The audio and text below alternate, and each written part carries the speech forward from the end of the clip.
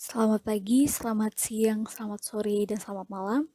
Di sini kami dari kelompok 3 akan mempresentasikan tugas akhir dari mata kuliah Oracle Administrator dengan studi kasus perawatan bayi dari PT Unicharm.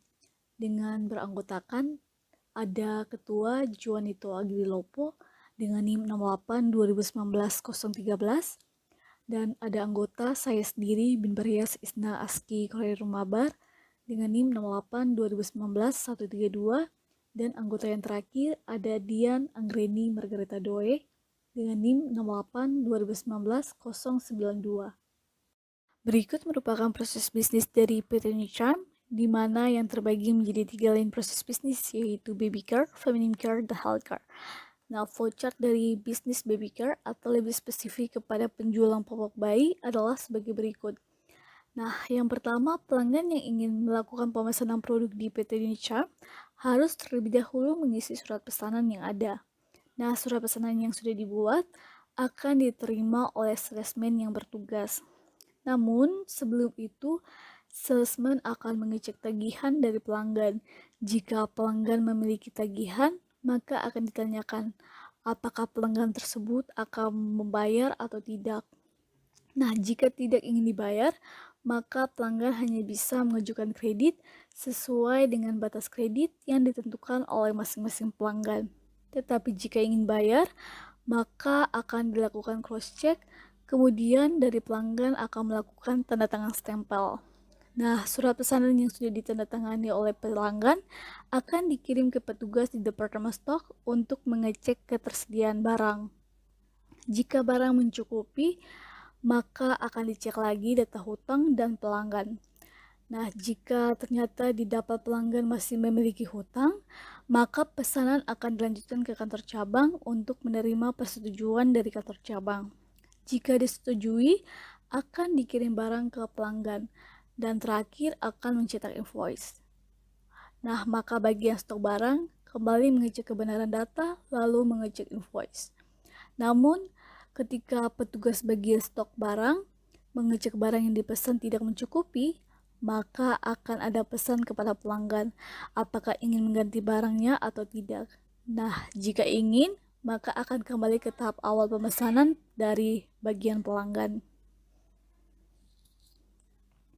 Selanjutnya ada tabel IRD, di mana relasi yang pertama pada tabel tersebut adalah tabel customer yang berelasi ke tabel orders item atau one to many.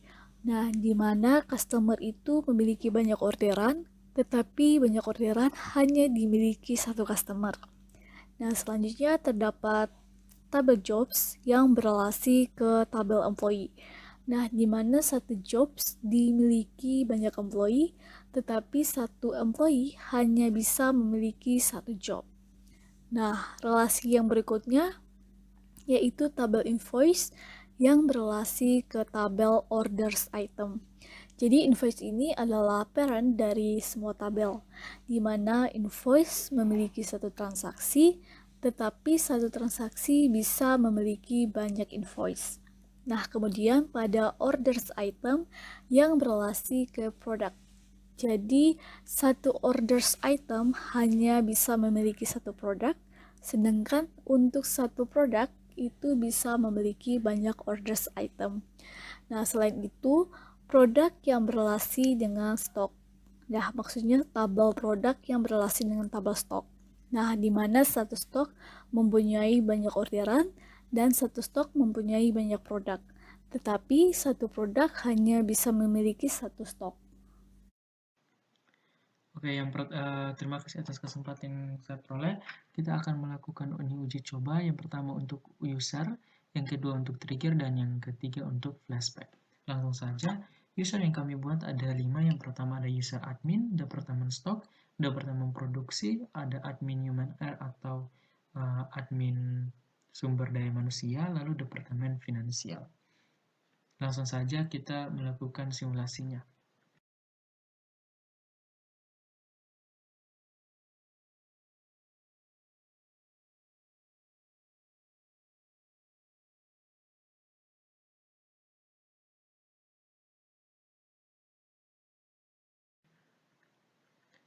Oke, Selanjutnya kita akan melakukan trigger. Nah, trigger di sini ada 4. Yang pertama ada product ID sequence, yang kedua ada auto stock, yang ketiga ada auto invoice, dan yang keempat ada update product.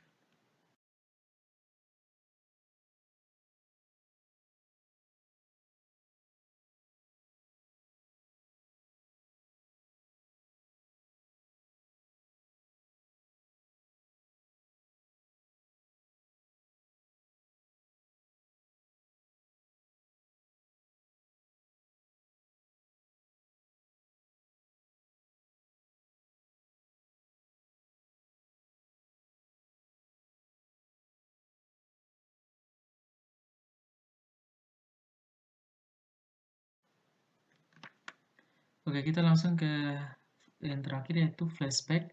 Jadi ada dua yang kami gunakan di sini, yaitu ada time step dan SCN. Langsung saja.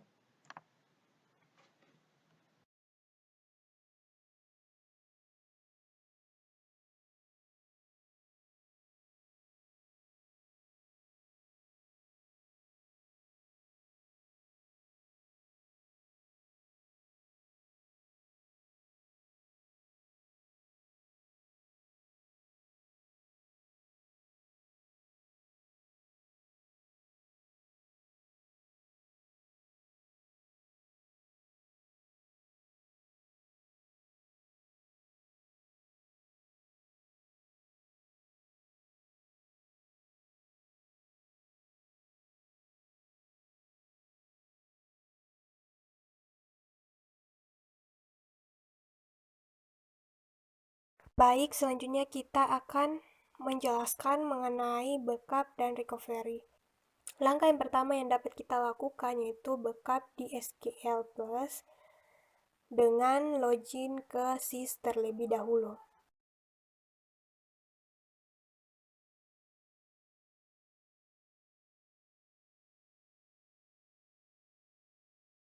Setelah itu, kita gunakan report need backup untuk melihat report apa saja yang butuh di backup.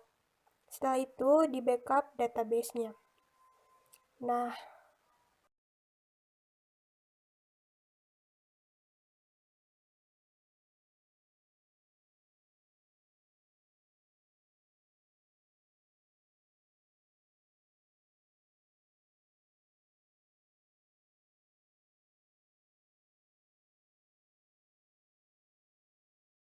restore yang kita lakukan adalah mengembalikan control file dari database-nya.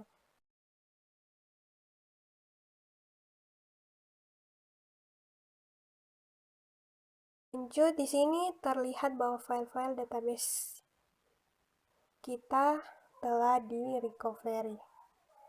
Demikian presentasi yang sudah kami sampaikan. Jika terdapat permasalahan yang terjadi, kami mohon maaf. Terima kasih.